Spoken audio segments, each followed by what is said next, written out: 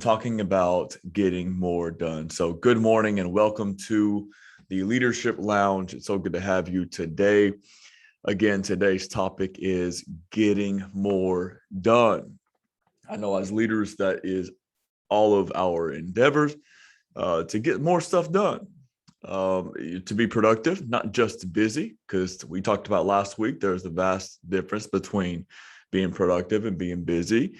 And we don't just want to be busy for the sake of being busy. And we don't just want to have full schedules. We want to live a fulfilled life.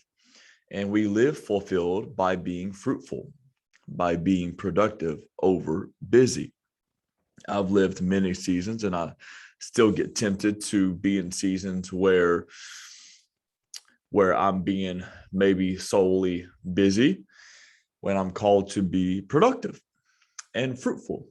I think that in every season, there are levels of productivity that you could reach. I think being productive in every season is possible. Now, there will be different seasons that you move different things forward at different speeds, of course.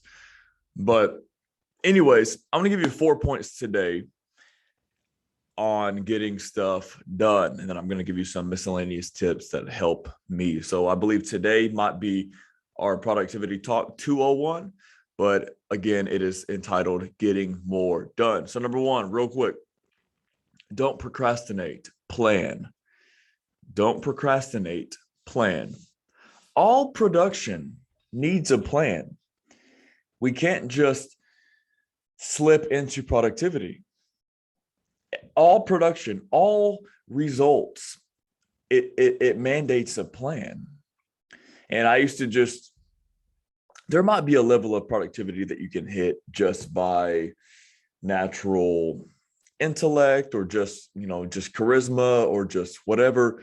But if you want to reach the max level of productivity for the day, we need a plan. So don't procrastinate, plan. Don't push it off to the last minute, hoping that you'll just naturally be productive. Why wouldn't we want to hit the greatest level of productivity in our day? And in order to do so, we need a plan. We need to list out how and when we're going to do such items. If there's a project that we need to get done or a big assignment. I know, Audrey, for you last week, you needed to do that video.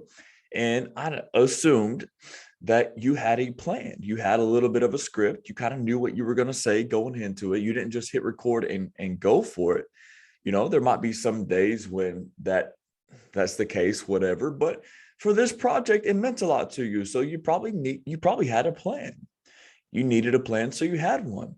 And you probably, hit max potential on the video, or at least got really close to it. And so don't procrastinate, plan. All production needs a plan. Okay, that's number one. Number two, don't drift, decide. In other words, decide to be about the plan. The plan will likely work if you work the plan. So don't drift, decide. Again, productivity isn't just going to happen by happenstance or by coincidence.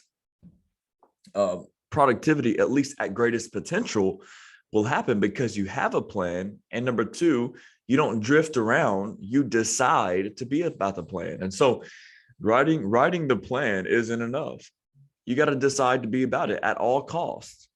I mean, maybe a few exceptions here and there, but this is the plan and I'm going to stick to it. My wife and I, we go on a vision trip every year at the end of the year or at the beginning of the year. And I get really strategic, with my year. And I write out a pretty good game plan for the year. But if I don't, writing the plan isn't enough. If I don't stick to the plan won't work. But for the most part, I've stuck to a large part of the plan. Now the plan can evolve. You become fluid as a leader of your own life to adapt to different seasons. But for the most part, I've stuck to the plan and the plan has worked. And it has even given me a greater return on my investment than I even planned it to do. So that's nice, right? That's always a win-win. So don't drift, decide. Decide to be about the plan. And the more strategic you are with the plan, the less you'll drift. The more detail driven, oriented, planned you are inside that strategy, inside that plan, the less wiggle room you have. Because naturally, when it comes to our, natural inclinations to maybe give excuses or to, or even become weary in certain seasons, or maybe a little bit, just kind of lackadaisical, in our days, if we have a very detailed plan, that is a major level of accountability. But if we don't have details within our strategy, within our plan, within our scheme, then we'll give ourselves so much wiggle room and we will negotiate ourselves out of that plan. But if we say this day, this time, blah, blah, blah, now again, you got to be a bit fluid, etc. But if you just have a plan, let's say you have a plan and you stick to it 70% of the time, you'll be that much closer at the end of the year than you not having a plan at all and just trying to figure it out. So we might as well have a plan. Okay, so don't drift. Don't just drift around. Decide, I'm going to be about this strategy. I'm going to be about this plan. Okay. Now, number 3, don't float, focus. Don't float, focus. So after you decide to be about the plan, when you get inside of the plan, when you are actually getting it done and executing, we need to minimize distractions, eliminate distractions if we can. Of course, that's the best case scenario. I know we talked a lot about this last week, about how to minimize distractions. But don't float around. Once you get inside, once you sit down at your desk, whatever, maybe that's metaphorical, maybe that's literal, don't just kind of float around and, follow every, squirrel that runs by and jump on Facebook and jump on this and do that, unless it is intentional. Let every move be intentional. Okay. Don't float around. Focus, lock in, hit that flow state, lock in on that one thing that you know that you need to get done. Sometimes it's easy for, days to pass by, sometimes weeks, and it's hard to trace back what you've gotten done, like big items in those weeks. But if you lock into every day, say, I'm going to get this one thing done, how much closer would you be? Let's say that one thing gets you 1% closer to your goals. Well, let's say after a few months, you about hit it. So getting that one thing done every day absolutely matters. And that comes by the way of focus. We talked about last week how our level of focus is directly correlated to our level of productivity. So our execution, our productivity is determined by our focus. So our focus determines our fruit. Our focus determines our reality, right? We talked about it last week. So again, I'll say this out loud for note's sake, but your execution is determined by your focus. No focus, no execution. Focus and execute. So we got to do whatever we need to do to focus. And don't believe in the lie of being able to actually multitask. Now, if they're like light assignments or light work, like responding in this text that doesn't really need a bunch of bandwidth, and then having this conversation over here, whatever, you can kind of be fluid. But real productivity, like beyond management, this is a leadership call. It's not a management call. Okay. There will be elements of management and leadership, but not all managers move forward. Managers maintain, leaders move. So to actually move it forward and hit a great level of productivity, it necessitates your flow state. You won't hit your flow state if you try to multitask. So you're better off focusing on that one thing and going really deep in that and being diligent with it, thinking around it, thinking through it, and actually moving that thing forward. Okay. So that's number 3. Don't float, focus. And number 4, this is one that I am actively working on, as well as the others, but mostly this one. Don't complain, celebrate. Oh my goodness. Don't complain, celebrate. In other words, don't complain about what you didn't get done. Man, that's so hard. I'm speaking to myself right now. At the end of every day, I'm always tempted to be like, well, I didn't get this, I wasn't able to do this or whatever. But maybe I just need to be a little bit more fluid and flexible and adapt, because maybe a bigger need, came up. And I did get these 3 other things done that were big deals. And sometimes I am unrealistic with my strategy and with what I think I'm able to get done in one day. Sometimes but what I can't do is constantly beat myself up because I feel like I underperformed. I cannot complain about what I didn't get done. I need to celebrate what I did get done.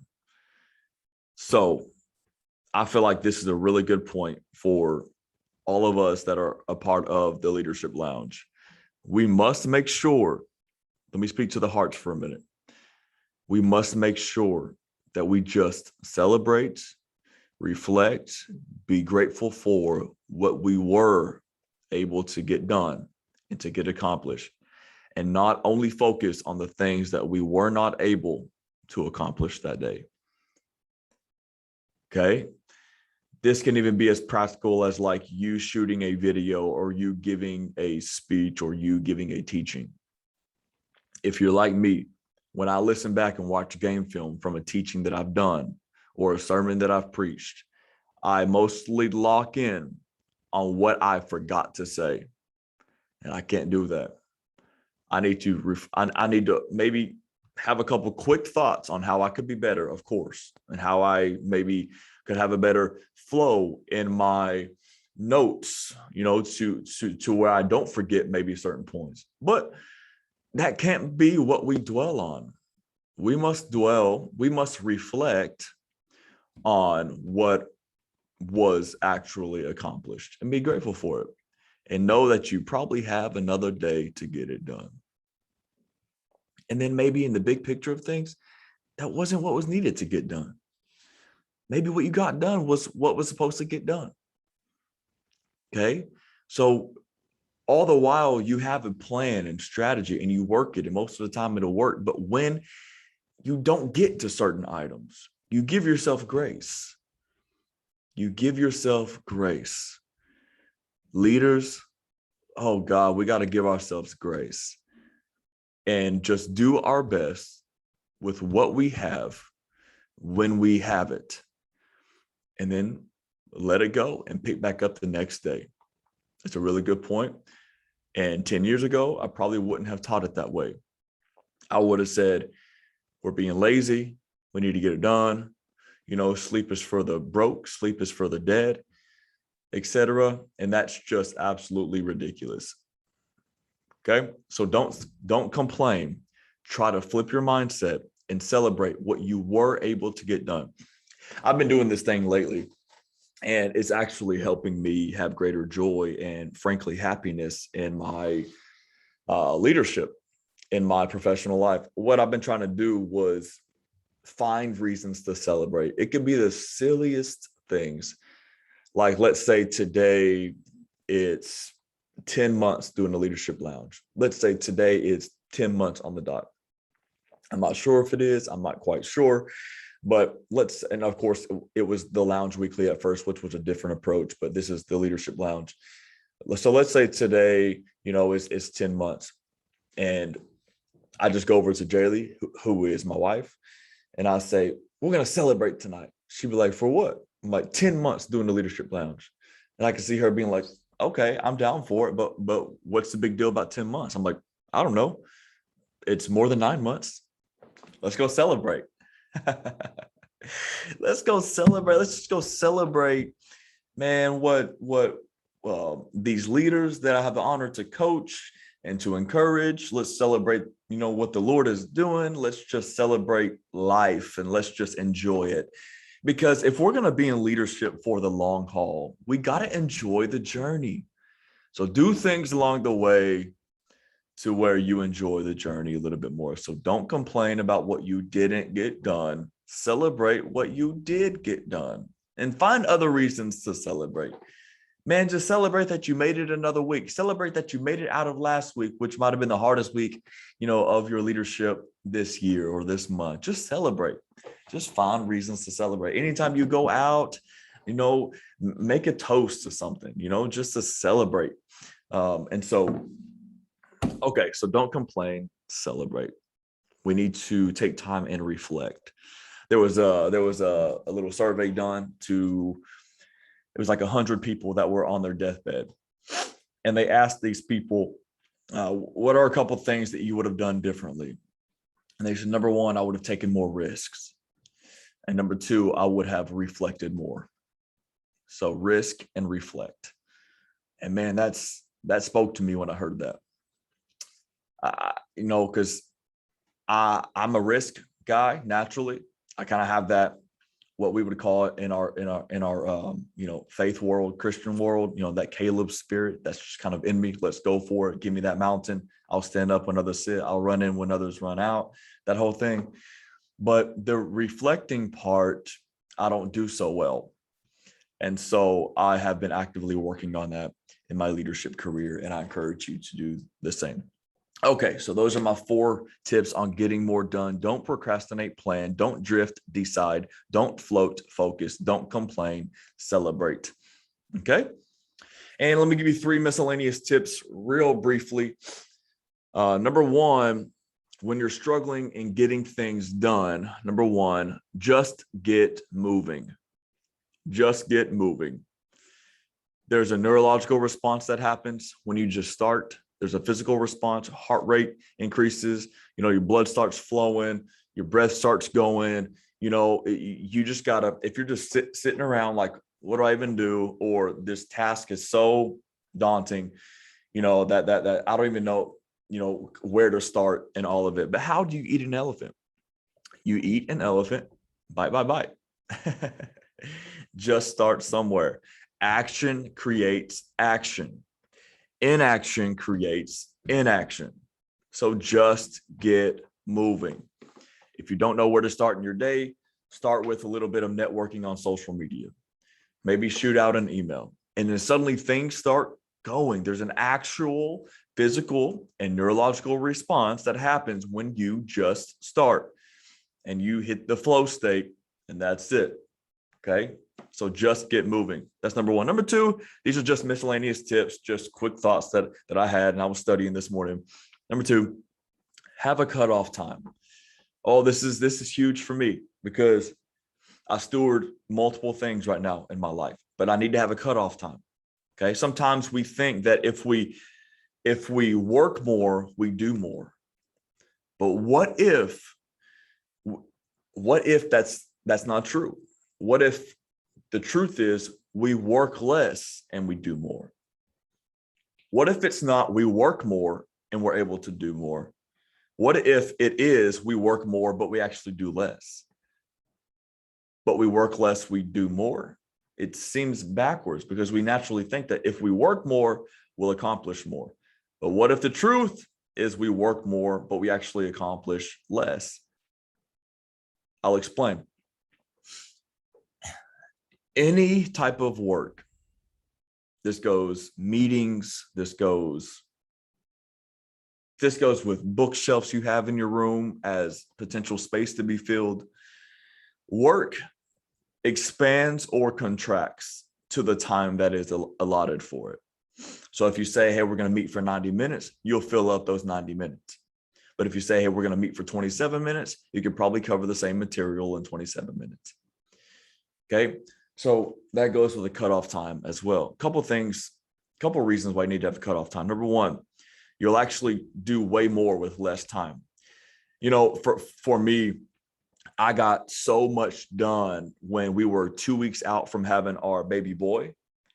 Man, that was the most productive 2 weeks of my life because I knew things were about to change.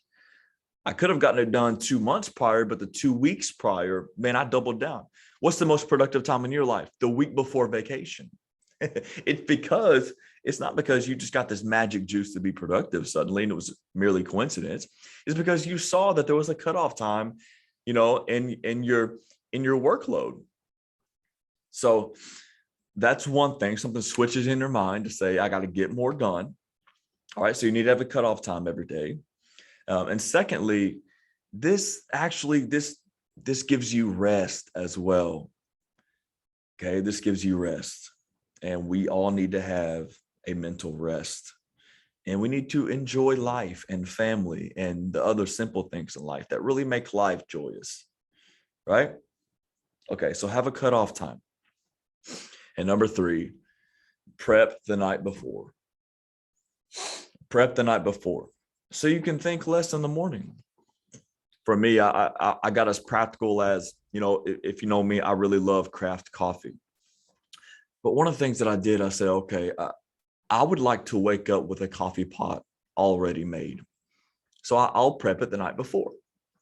So when I wake up in the morning, I don't have to think that much anymore. I can just flow right to the coffee. I have everything kind of sat out what I need to do. My workout clothes are sat out. But if I know going to bed the night before, I got to go find my workout shorts. I got to go prep my coffee. I got to get this breakfast item. I got to get all my work stuff together. If you just spend 10 minutes, 5-10 minutes prepping the night before, you'll be so much more motivated to wake up in the morning. Because I don't naturally wake up at 5:30 or 6 o'clock saying, oh, I'm ready to get it. I'm ready to work out. I'll wake up saying I'm ready to go to work, but not necessarily moving my body, that early in the morning. But I know that all I have to do is just kind of, autopilot, put my workout clothes on, grab my coffee, grab some protein stuff, and then go to the gym. It's and then even prepping your clothes the night before, laying out your clothes. I know sometimes it's hard because sometimes I'll dress according to my mood that morning, but I do lay out clothes the night before. The point is just having whatever you need done the day before the actual day of. So this can go even with your work tasks. What I used to do, I used to have a memo pad, an old school memo pad. I didn't use the yellow one. I used the white one because of aesthetics sake, but I would leave it on my work desk and I would write down all the things I needed to do the next day. But I would leave a physical pad on my desk because I knew that I'd be tempted to look at it if I went home with it that night, if I had it, in my phone or whatever. Now I'm a little bit more disciplined now that I can put it in my phone, but I would lay out everything that I needed to do on that pad and leave it on my desk. And I was prepping. And that way, when I went home, I could be home.